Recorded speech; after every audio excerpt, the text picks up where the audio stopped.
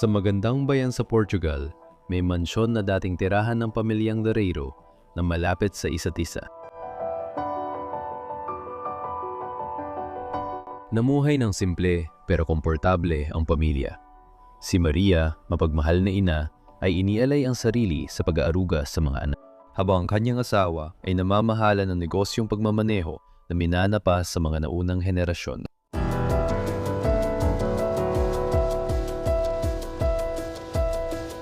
Sabay nilang pinalaki ang 3 anak, 2 babae at 1 lalaki.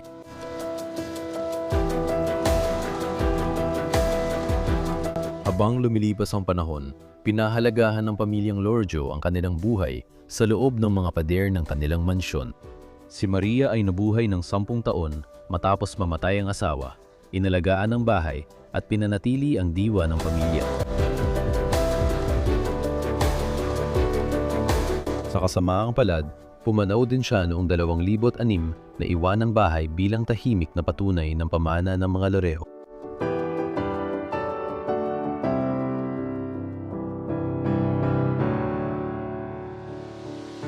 Gayunpaman, misteryo pa rin kung bakit hindi na bumalik ang mga anak upang kunin ang mga mahalagang ari-arian na iniingatan ng kanilang mga magulang. Ano kaya ang nangyari sa kanila?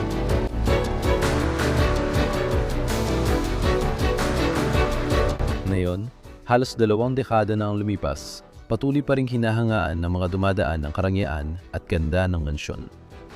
Pagpupugay sa sipag at dedikasyon ng pamilya para sa mahal nilang tahanan.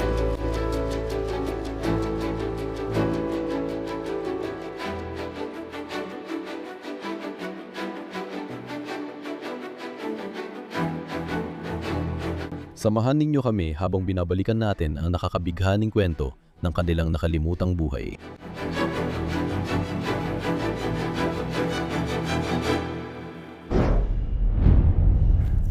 Maligayang pagbabalik sa Bros of DK. Ako si Leslie at gaya ng dati, ako ang nasa likod ng kamera, si Gino ang Danny.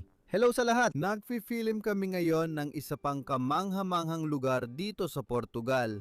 Pero sobrang init na yon. Baka di mo alam pero lampas 100 degrees o 39 Celsius ang init na yon. May mga sunog sa kagubatan kahit saan at suot ko pa ang isang mainit na tradisyonal na kasuotan ng Portuges na may itim pa. Anong tawag mo sa bahaging ito sa itaas? Panakip ulo lang ito. Hindi ko alam ang English nito, pero tradisyonal itong sombrero. Maganda siya tingnan pero masasabi kong nahihirapan ako ngayon. Pero ngayon, idodokumento natin at ipapakita sa inyo ang bahay ng pamilya Loureiro. Tama ba ang pagbigkas ko? Loureiro? Pamilya Loureiro. Dito dati nakatira si Maria, asawa niya at 3 nilang anak. Makikita mo, unti-unting nasisira ang lugar nitong nakaraang 15 taon. At sa kasamaang palad, wala talagang matira. Malamang hindi na ito maliligtas. Ngayon, ipapakita namin ang natira sa kanilang buhay sa loob. Maligayang pagdating sa kanilang bahay. Napakaganda ng kwartong napuntahan natin habang naglalakad tayo sa loob ng kanilang bahay.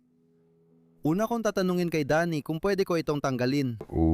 Mas magandang temperatura sa bahay pero hindi ko pa rin kaya mag-film dito na suot ang sombrerong ito. Pwede ko ba ito ilagay dito? Pwede mo itong ibigay sa akin. Kaya akong hawakan at buksan ang mga butones nito. Napakainit ng suot na ito. Bakit nila naisipang gumawa ng ganitong kainit na kasuotan sa Portugal? Hindi ko alam, pero ito talaga ang tradisyonal na kasuotan.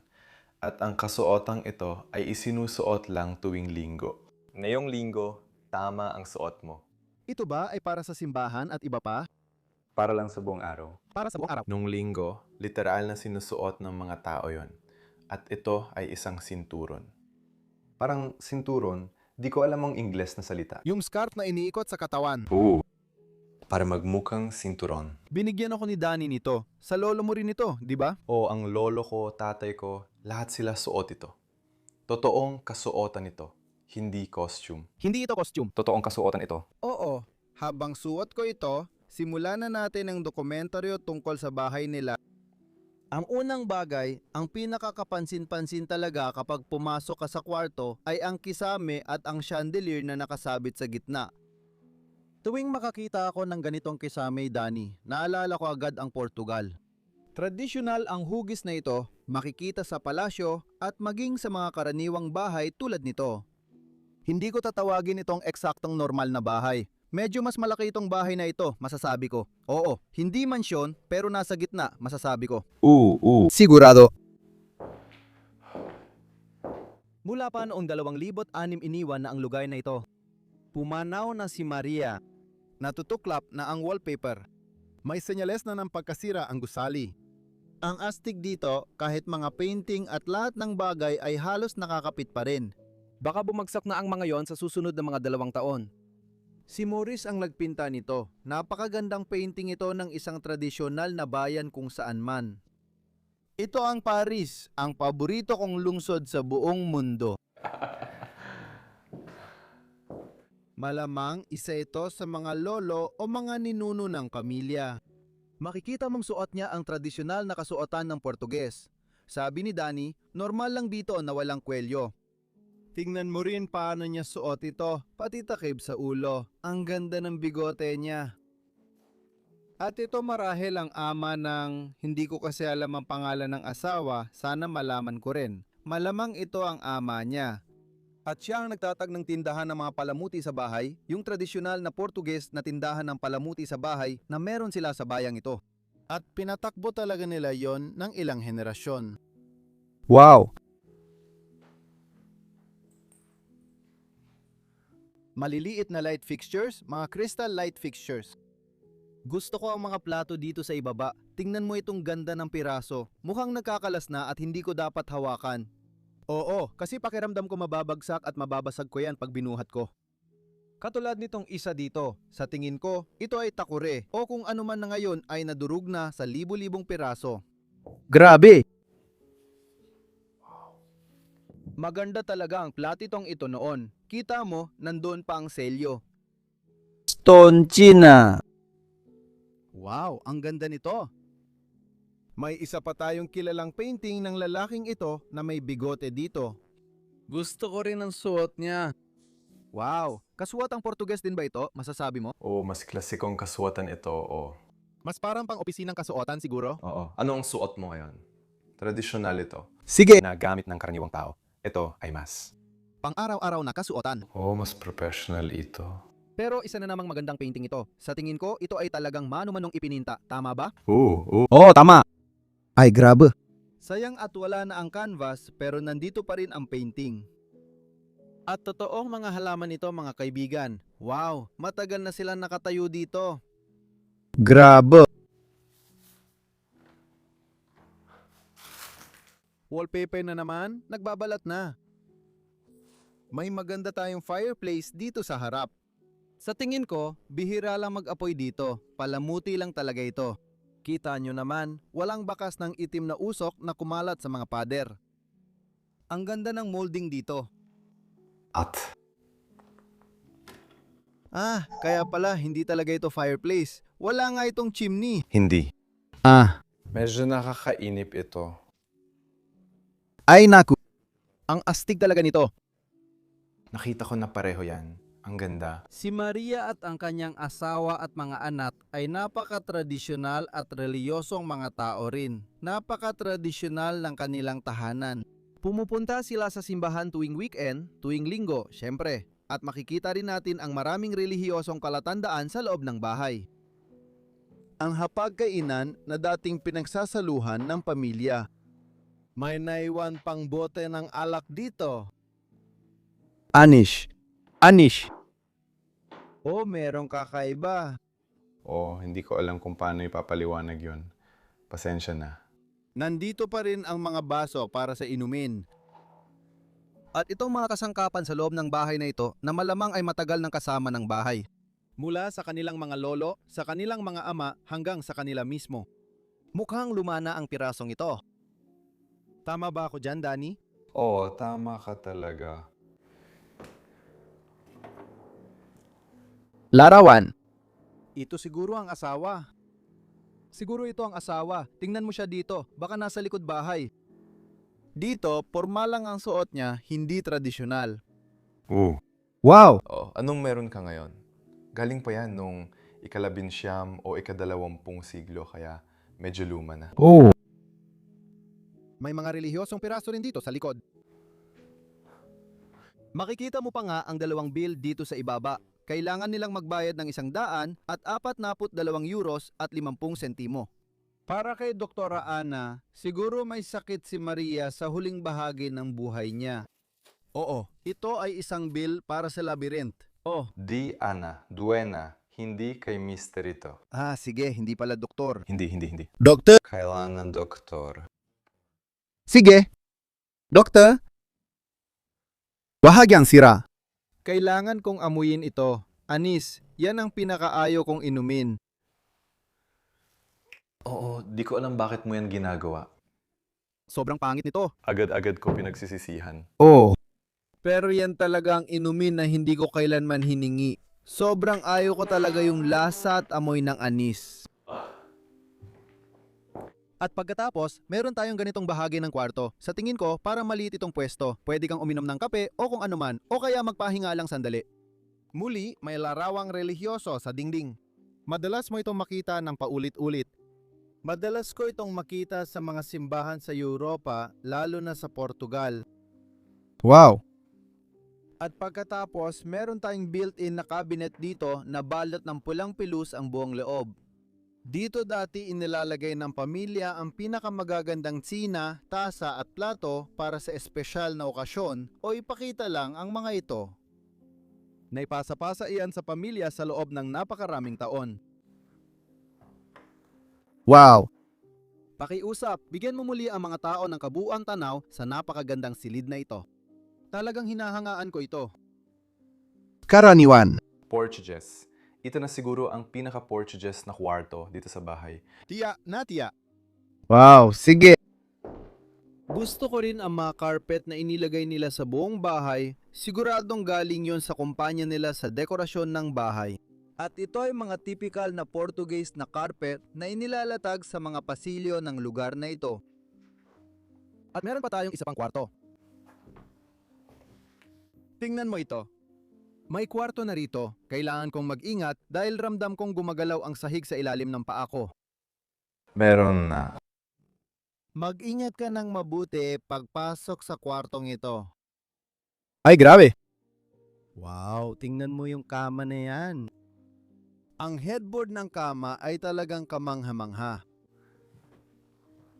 Itong mga tulis na umaangat dito. Wow!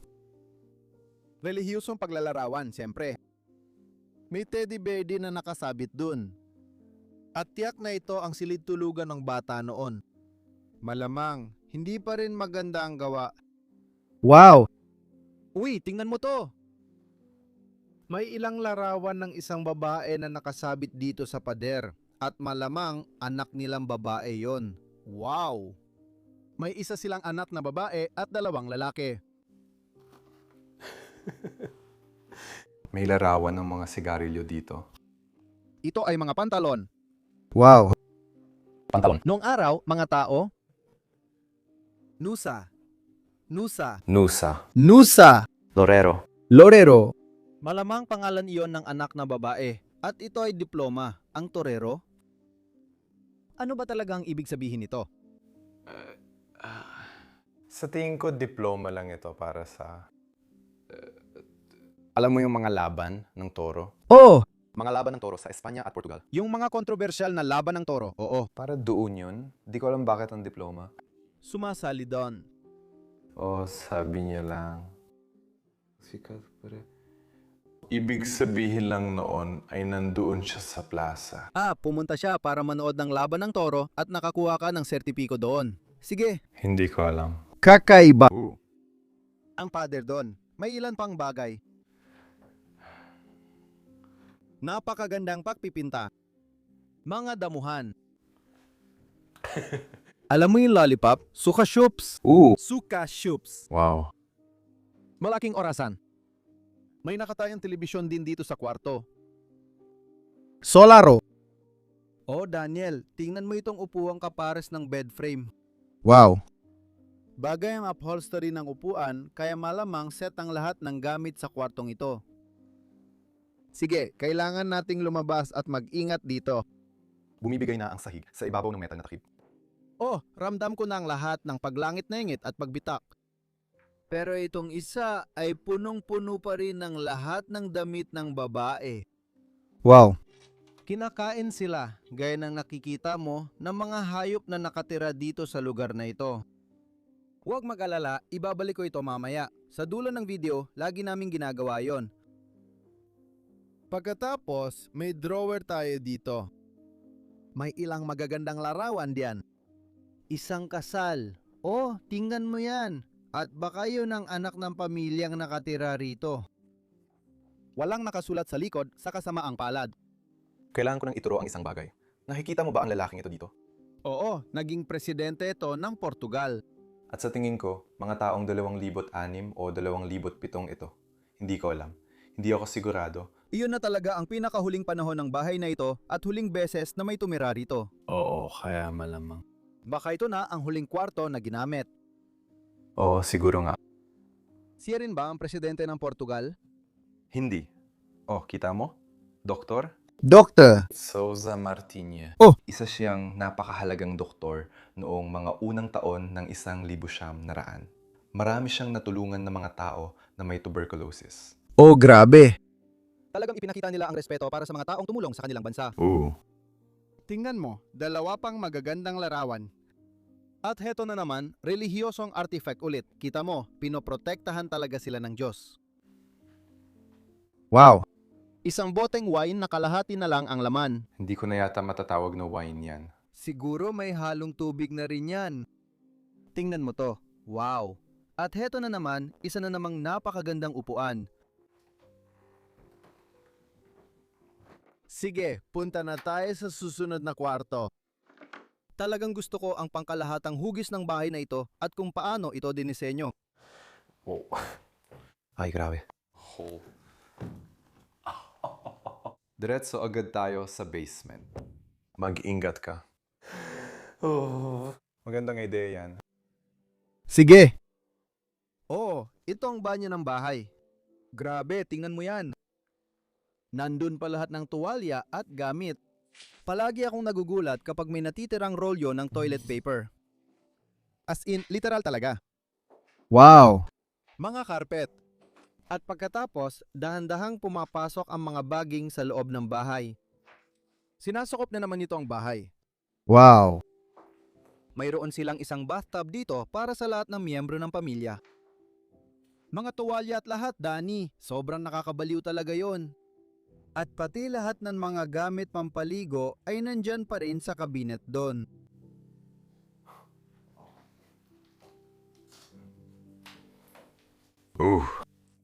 Mga kurtinang Portugis. Kahanga-hanga. Mahilig talaga kayo sa mga transparent na kurtina at kurtina kahit saan. Mas madali lang talagang magtago ng mga bagay. Nakakatakot ang basement na to. Tingnan mo ang dami ng sapot ng gagambang sumasakop na rito. Oo, gusto ko talagang pumasok dyan. Oo, sige, ikaw ang mauna, sir. Sa tingin ko kung kaya ko. Mag-ingat ka, mukhang nakakatakot bumaba dyan. Paulit-ulit na sumasabit ang buhok ko sa mga sapot ng gagamba. Sige, bumaba tayo dito. Sa palagay ko, di pa sila bumababa dito sa basement suot ang mga damit na ito. Hindi, sa tingin ko hindi. Kailangan ko mag-ingat para hindi ko masira ang mga ito. Diyos ko. May malaking sapot ng gagamba rito. Maliit lang pala ang basement na ito. Wow. Matagal na itong hindi nagagamit. Mga ref dito sa ibaba. Mga bagay na ganon. Wow. Pero tingnan mo sa itaas mo, Dani. Ang mga sapot ng gagamba na gusto kong ituro, pati lahat ng tubo mula sa banyo ay dumadaan dito. Kung titingnan mo dito sa side na to, makikita mo yung butas na tinanggalan ko ng bato. Oo. Ayan si Lily dyan. Wow. Grabe. Tingnan mo itong pintuan. Bahagyang bukas ito at pinasok na ng kalikasan. Tinakpan na ito ng sapot ng gagamba sa nakalipas na 1.5 dekada. Hello? Ay, hindi. Napakalaking gagamba. Oo. Buti na lang, hindi ako takot sa mga gagamba. Sige, balik tayo. Ano? Sa tingin ko naipit ako sa... Mga... Ayos ka lang ba? Gusto mo bang tanggalin ko sila? Nakikita mo ba sila? Oo. Diyos ko po. Alisin ko lahat yan maya-maya. Kailangan ko mag-ingat na hindi direktang matamaan to. Balik tayo. Ang daming sapot ng gagamba. Sa itaas. Grabe naman ang basement na to. Sige, umalis na tayo dito. Papasok tayo sa isa pang interesante bahagi ng bahay. Parang isang dining room ito sa tingin ko, pero wala namang mesa dito. Diyos ko. Anong nakikita mo? Yung kabinet, bigla lang. Halos 45 degrees pa rin ito. 45.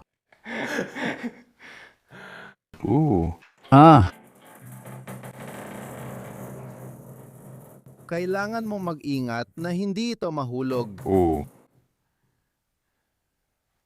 Parang mahuhulog na ito. Oo, at parang bumibigay na yung sahig sa gitna. Sa tingin ko, Lily, yung nandoon ang sumusuporta rito. Oo nga. Yung kahoy na yon ang sumusuporta dito. Yan na lahat. Diyos ko, ang pinakagrabing parte nito, may mga tasa pa rin nakasabit sa loob niyan. Ay, grabe. Ang mga kurtina dito. Wow! Grabe yon, Danny. Tingnan mo, may isa pa akong display. Yung plato mula sa Portugal. Wow! Uy, nakita mo na ba tong litrato dito? Ay, grabe. Si Maria yan. Malamang kasama niya ang tatay niya. Hindi nga. Ano? Halika!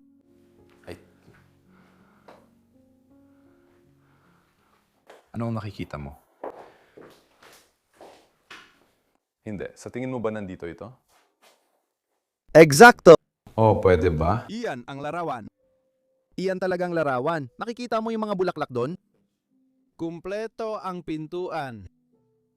Ginawa ang larawang ito sa loob. Grabe. Hindi, pero kakaiba talaga ito. Sobra. Parang nararamdaman mo talaga ang mga tao sa loob ng bahay. Oo. Nakatayo dito si Lily Maria. At pasensya na, pero sa litratong ito, mukhang napakabait ng lalaki. Babae. Literal na mananahimik ako. Hindi ko alam kung bakit ako nangginginig. Tinitingnan ko ang larawang ito. Ay grabe, iiwan ko na lang ito rito. Dito talaga ito nababagay. Ginawa ito bilang alaala ni na Maria at ng kanyang ama sa bahay na ito. Ang kanyang asawa? Sa tingin mo ba, ito ang kanyang asawa? Oo, hindi ama, kundi asawa niya. Oo nga, mukha rin siyang matanda sa litrato na ito.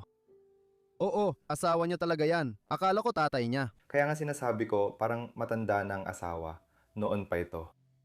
Ay, grabe. Oo, medyo malungkot. Pasensya na kayo, lahat. Mananahimik muna ako sandali. Ito ang kusina kung saan siya nagluto ng pagkain para sa pamilya. Dito niya pinabusog ang mga tiyan, gaya ng lagi kong sinasabi. Ina siya, inalagaan ang mga bata. Binigyan niya sila ng magandang buhay.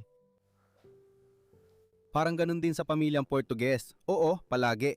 Minsan pumupunta ako sa bahay ni Danny at ang nanay niya laging nagluluto ng maraming pagkain. Talagang pinapakain niya ako ng sobra. Naisip ko lang kung ano ang ginawa ni Maria para sa mga anak niya. Ang ganda ng kusina nila. Karaniwan din sa Portugal na mayroong katabing kusina sa tabi ng pangunahing kusina. Danny, para saan ginagamit ang katabing kusina?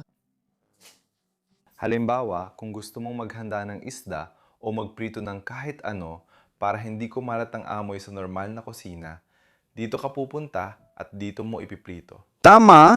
O kaya yung mga sobrang mamantika na pagkain. Oo, Para lang sa amoy at kinon, pero Minsan kulang ang isang kusina, kaya kailangan namin. Sobra kayong maglagay ng pagkain. Mas gusto ko talaga ito. Mukhang mas luma at tradisyonal na ang kusina na to. Kita mo naman, yung kalan dito ay nakalagay sa mismong pader na may tiles. Sobrang gusto ko talaga ito, yung chimenea na nakausli palabas. Nangolekta pa siya ng money sa bukid. Nandito sila ngayon, nakahiga. Nabubulokmak pa kailanman. Hawla ng ibon. Lagi kang nakakakita ng maraming hawla ng ibon sa loob ng mga kusina. Siguro may particular kang dahilan, tama ba? Wala akong ideya. Oo, ibig kong sabihin, Masarap makarinig ng ibon. totoo yan. Mga bote ng alak kahit saan. Sa Portugal, halos palagi kayong umiinom ng wine kasabay ng pagkain. Oo, palagi. Mga tasa at plato at lahat ng gamit ay naiwan pa rito. At dito, may kalendaryo ni Maria na nakasabit sa pader. Nakatigil pa noong Nobyembre at Disyembre. Pero di ko nakitang petsa doon. Wow! Pagkatapos sa tabi ng side kitchen, may isa pa tayong side kitchen. Sa palagay ko, ginagamit lang ito sa pag-imbak ng pagkain at paghahanda gaya ng pagluluto ng tinapay. May naiwan pang ref dito. May ilang bote pa rin sa loob. May ilang lata ng pagkain. At may isang pitzel din ng wine. Whiskey. Whiskey? Oo. Na yun, kailangan ko na naman itong amuyin. Sige, wala ba itong amoy? Wala naman. Sa tingin ko, walang laman. Sige, tanggalin mo na yung inumin dyan. Tara na, yung susunod. Una sa lahat. Isang divider dito. Privacy screen. Gustong gusto ko ito. Ay, pare. Tuloy lang, Leslie, kasi may nakikita pa siya sa gilid na nakasabit sa pader. Tara na sa susunod na kwarto.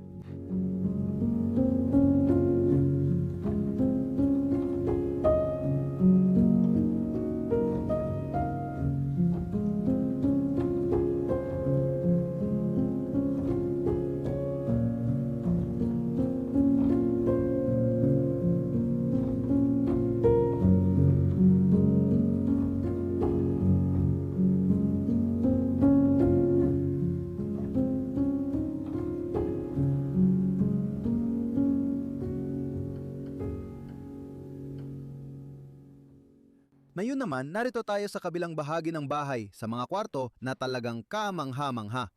Nagsisimula ito sa mahabang pasilyo na may mga kwarto sa magkabilang gilid. Gusto ko talaga ang mesa natin sa pasilyo. Marble ang ibabaw ng mesa. Magandang pagkakaukit ng kahoy. Talagang nabali ito sa gitna dito. Unti-unting nakakahiwa-hiwalay habang lumilipas ang panahon. Totoong florera ba ito? Oo. Florera ng seramika. Wow! Ano? Totoong mga bulaklak? Oo, totoong mga bulaklak yan. Tuyong-tuyo na. Siguradong Portuges na dome yan, di ba? Hindi. Hindi. Hindi talaga. Sobrang daming kastilyo at ang mga tor ay hindi Portuguese. Pero baka Portuges naman ang mga bangka.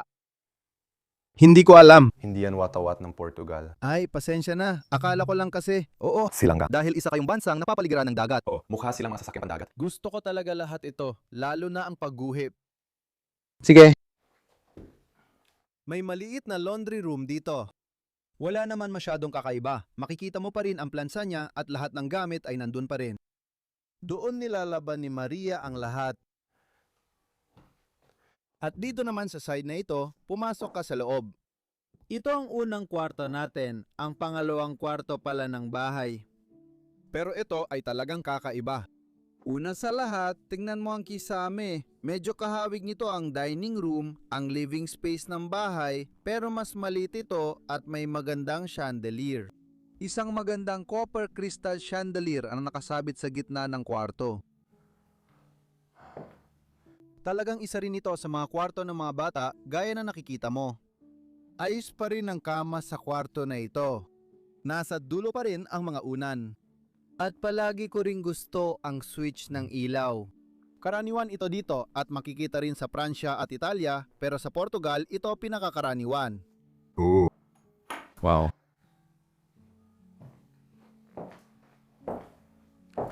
May natira pang ilang bagay sa tokador. Oh, tingnan mo ito. Alam mo ba kung ano yan?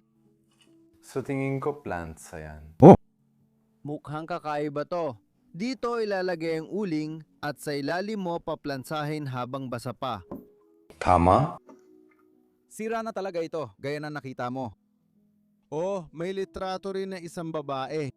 Siguro isang napakatandang litrato ni Maria noong araw. Wow, sigurado, 375. Okay, ito ay mula pa noong 1900 at 1975. Mukhang hindi naman ganoon, hindi mukhang ganoon. Itim at puti ito. Gusto ko itong vanity. Pwede rin ba itong panglinis ng sapatos mo? Sa tingin ko hindi. Para makita mo buong katawan mo at makapagbihis ng maayos. Wow! Narito pa rin ang mga bulaklak at iba pa. Ang ganda! Oh, gustong-gusto ko rin ang mga kurtina. Ang galing! Dati, nabubuksan mo sila gamit ito, pero ngayon, hindi na gumagana. Nasira na sila sa paglipas ng panahon.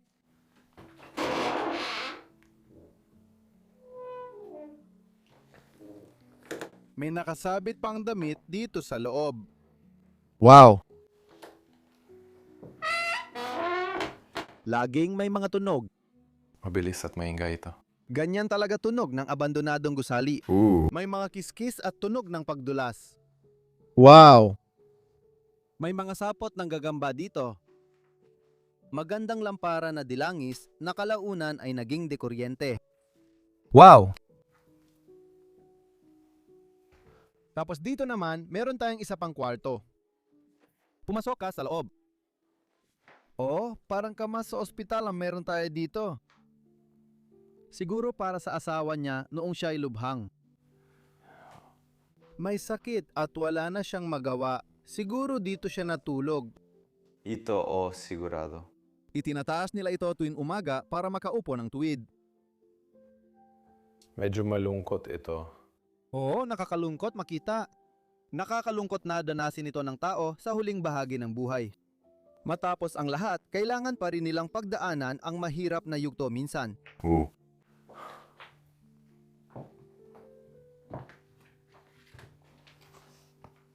Tingnan naman natin ang isa pang magandang larawan dito. Nakikita mo ba ang ulo? Oh. At normal na sombrero ba ito? Oh. Mukhang napakainit din ito. Parang kamukha ng isa ko pang suot ito. Oh, pero ito ay para sa taglamig kasi may jacket siya na pang taglamig. Galing pa ito noong 1979. Ano ang nakasulat dito? Isang alaala ng kung ano at si Manuel. Sige, kaya marahil ang ama ng pamilya kasama ang isa niyang kaibigan, malamang maraming relihiyosong larawan, malamang nagdarasal para sa mabuting kalusugan ng ama ng pamilya. At ito ay nakakabit mismo sa pangunahing silid sa buong bahay na ito. At ito ay tiyak na ang master bedroom ng bahay kung saan natutulog noon sina Maria at ang kanyang asawa. Tingnan mo itong kamang ayos pa rin hanggang ngayon at ang wallpaper na nagbabalatan na. Bukod pa doon, nagbibigay ito ng kakaibang tanawin. At sa itaas nito, makikita mo na bumabagsak na ang kisame at talagang naluluma na ang lugar na ito. Gusto ko rin ng kisame na ito, bro. Kahawig nito yung sala na yon. Una sa lahat. Mukha siyang yung lalaki sa litrato. Tiya na tiya. Pero medyo mas bata pa siya noon. At may say na ito ang silid ng babae dahil kung wala ang asawa, siya ang makakatulong. Maari ko siyang tulungan. Hihiga siya sa kama na iyon. Dito pa rin matutulog ang babae. Pwede nating ilagay dito sa taas ang litrato niya at isa pa noong bata pa siya. Doon sa kanan. Wow! Tingnan mo to. Ito ay isang guhit na ginawa ng isa sa mga bata noon. Makikita mo rito ang isang UFO. Wow. Tingnan mo yan. Maganda talaga. May sulat kamay na liham dito. Pagkatapos, may buong tokador na puno ng abubot, artifact at iba pang gamit. Si Jesus sa krus. Literal na tinalian ng piraso ng tela. Malamang nahulog siya at tinalian ulit. Mga relihiyosong paglalarawan. Bandila ng Portugal. Nasa kanya ang bawat sentimo. Oh. Wow! Tingnan mo to. Ito ang kwintas niya. Ay, grabe! Ang ganda nito.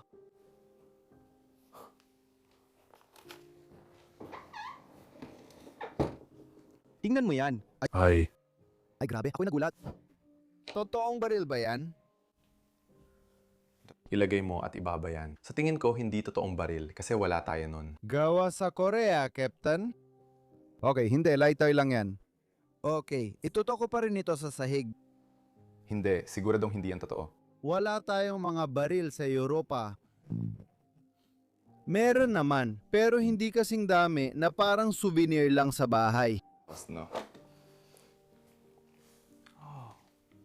Larawan niya noong bata pa at nung tumanda na. Tingnan mo yan.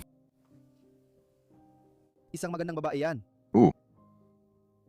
Pati itong mga film roll ay naiwan pa rito. Mga alaala mula sa nakaraan. Wow, may mga tao doon. Kita mo ba sa camera? Kailangan kong itutok ito dito. Wow. Hindi ito nagpo-focus ng maayos. Oo, napakahirap nito. Oo. Naninginig pa rin ako. May mga tao sa ibabaw niyan. Ang ganda naman yan. Napakalaki. Abot talaga ito sa kisame. Sa tingin ko, makikita mo sa taas na kailangan pa nilang tanggalin yung isang parte ng kamera. Para lang magkasya ito dito sa kwarto. Di ko sure kung pwede ipakita, pero oo. At dito naman, literal na sumasayad ito sa kisame ng kwartong ito. Oo. Marahil binili nila ito ayon sa sukat. Alam mo ba kung bakit palaging mataas ang mga aparador ng Portuguese? Dahil mahahaba ang mga bestida at iba pang damit. Tama, para lang maituwid ang mahahabang damit. Kung hindi sila magusot sa loob nun, oo, ang hirap buksan yan. Si Maria ay parang, kailangan ko itong nakaangat. Oo, makikita mong gamit nila ang buong haba. Wow! Alam ko hindi na amoy ng tao sa video, pero yung amoy. Isang napakatandang amoy. Oo. Wow! Malapit ito. Oh, at kapag isinara mo ito, literal na tatamaan ka sa muka. Ibalik mo ang susi. Sige. Kahanganga. Gusto ko rin itong see-through na parte dito para itong balkonahe papunta sa susunod na kwarto. Medyo walang laman ang kwarto. Isang bagay na hindi namin ipapakita ng detalyado. Sige, punta tayo sa susunod na bahagi. Walang kumpletong bahay na Portuges kung walang baul o trunk, syempre. Gusto ko ang disenyo nito. Pasensya na, may eksaktong kapareho ako niyan. Hindi. Ito sa? Pasilyo bago ang kwarto mo? Oo. Nakita ko na yon. May eksaktong kapareho ako niyan. Madalas, hindi ako naglalagay ng kumot. May lalagay ko lang ang gamit. Pero ito siguro may mga kumot. Kumot, siguro. 3, 2, 1. Kumot. Kumot. Ano bang inaasahan mo? Hindi naman talaga. May ilang dress dito pero karamihan ay kumot. Oo. Wow! Grabe rin ang amoy na nanggagaling dito. Oo, sobrang baho rin ang akin. Baka gawa sa parehong kumpanya gamit ang parehong mga chemical. Malamang. Tingnan mo itong wallpaper. Ang ganda, kahit pagkatapos ni William sa ibabaw. Wow! Mararamdaman mo pa ito. Ihaplos mo ang kamay mo rito. Dati aso lang kwarto pero tinakpan ng wallpaper para mag-ibang itsura. Ayaw nilang pinturahan ulit ang mga pader. Kailangan mo talagang mag-ingat sa kwartong ito. Grabe, may maliliit na butas kasyang tao sa sahig. Baka may nahulog dyan. Grabe! Tingnan mo yung painting na natatakpan ng pirasa ng wallpaper na yan. Halos nakakapit na lang. Pumunta tayo sa kabila ng hallway. Naku, sira na rin ang kwartong ito. Pwede ka bang maglakad dyan? Kaya ko, ipapakita ko. Father, ang aparador. Sa tingin ko, makikita mo na lahat ay bumabagsak papunta sa... May vault sa likod. Nakita mo ba? Oo nga. Wow! Hindi na namin ito maabot kasi makikita mo na literal na lumulubog yung drawer. Pati ang mga sapot ng gagamba na bumabalot sa kwartong ito. Ipinapakita nun na matagal nang walang taong pumasok dito. Wow! Nakikita ko na ito ang ika-4 na kwarto. Kaya 3 kwarto para sa mga bata at 1 para kay Maria mismo.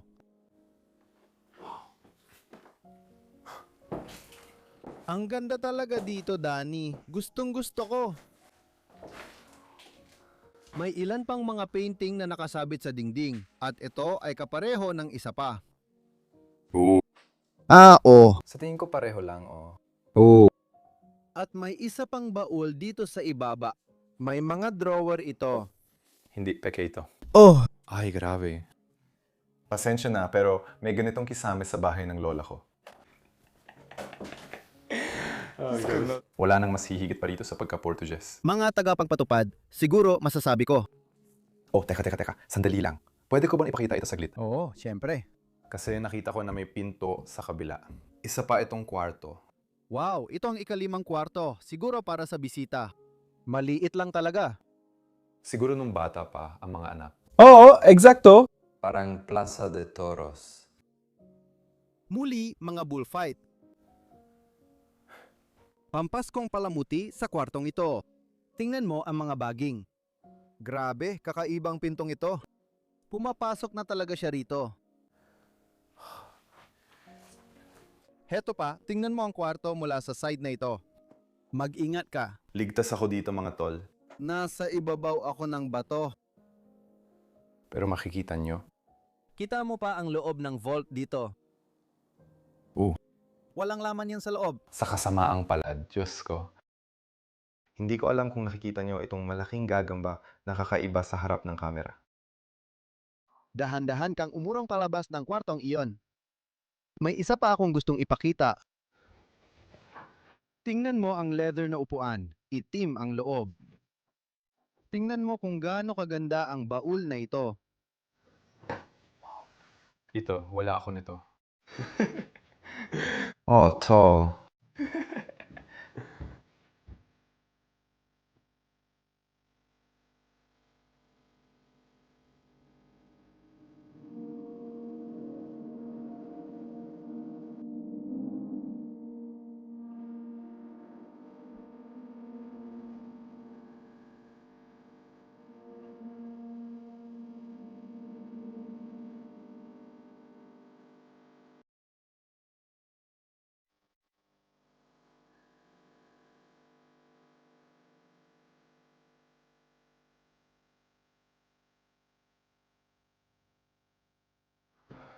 Ang ganda talaga ng lugar na ito at kakaiba kumpara sa mga dati nating napuntahan at na-film sa Portugal. Pero sobrang init na yon para mag-shooting. Pero syempre, kailangan pa rin natin gawin. Nandito na tayo at gustong-gusto ko rin naman itong ginagawa, kaya oo. Sinisigurado ko lang na hydrated ako. Mahalaga yon. Sige, gusto ko magpasalamat sa inyong lahat sa panonood ng video natin ngayong linggo. Napakaganda ng lugar na ito, ang Loureiro. Tama bang pagkakasabi ko ulit? Loreir? Pamilyang Loureiro. Masaya akong naidokumento at naibahagi natin ang kwento natin sa internet magpakailanman. Maraming salamat sa panonood ng video ngayong linggo. Kung nagustuhan ninyo, paki-like ang video, mag-subscribe sa channel, at mag-iwan ng magandang komento sa comment section. May link din sa description para sa Patreon. Matutulungan ninyo kami ni Danny maglakbay at tuklasin ang mga kamangha-manghang lugar sa mundo. Sa lahat ng yan, gusto ko magpasalamat sa inyo ng sobra-sobra at makikita tayo ulit sa susunod na linggo sa isa pang magandang episode. Paalam, mahal ko kayo.